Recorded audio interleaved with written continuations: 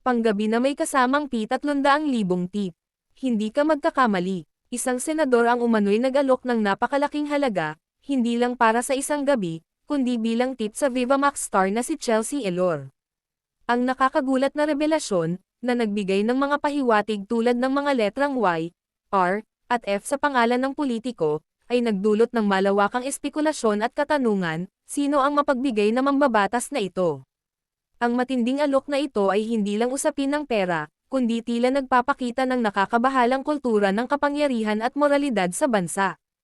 Huwag palampasin ang lahat ng detalye, kabilang na ang iba pang politiko na umalok din sa aktres. Panggabi na may kasamang P300,000 tip. Hindi ka magkakamali. Isang senador ang umano'y nag-alok ng napakalaking halaga, hindi lang para sa isang gabi, kundi bilang tip sa Viva Max star na si Chelsea Elor. Ang nakakagulat na revelasyon, na nagbigay ng mga pahiwatig tulad ng mga letrang Y, R, at F sa pangalan ng politiko, ay nagdulot ng malawakang espekulasyon at katanungan, sino ang mapagbigay na mambabatas na ito?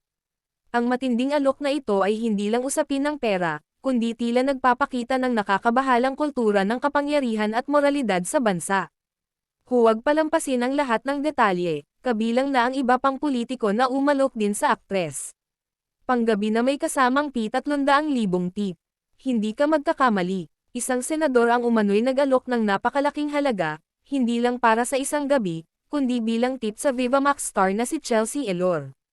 Ang nakakagulat na revelasyon, na nagbigay ng mga pahiwatig tulad ng mga letrang Y, R, at F sa pangalan ng politiko, ay nagdulot ng malawakang espekulasyon at katanungan, sino ang mapagbigay na mambabatas na ito? Ang matinding alok na ito ay hindi lang usapin ng pera, kundi tila nagpapakita ng nakakabahalang kultura ng kapangyarihan at moralidad sa bansa. Huwag palampasin ang lahat ng detalye, kabilang na ang iba pang politiko na umalok din sa aktres. Panggabi na may kasamang P300,000 tip. Hindi ka magkakamali. Isang senador ang umano'y nag-alok ng napakalaking halaga, hindi lang para sa isang gabi, kundi bilang tip sa Viva Max star na si Chelsea Elor.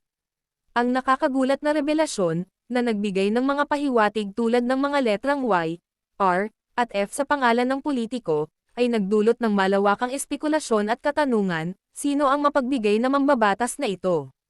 Ang matinding alok na ito ay hindi lang usapin ng pera, kundi tila nagpapakita ng nakakabahalang kultura ng kapangyarihan at moralidad sa bansa. Huwag palampasin ang lahat ng detalye, kabilang na ang iba pang politiko na umalok din sa aktres. Panggabi na may kasamang P300,000 tip. Hindi ka magkakamali. Isang senador ang umano'y nag-alok ng napakalaking halaga, hindi lang para sa isang gabi, kundi bilang tip sa Viva Max star na si Chelsea Elor.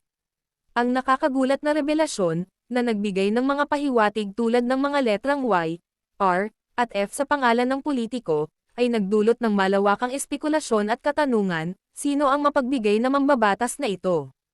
Ang matinding alok na ito ay hindi lang usapin ng pera, kundi tila nagpapakita ng nakakabahalang kultura ng kapangyarihan at moralidad sa bansa.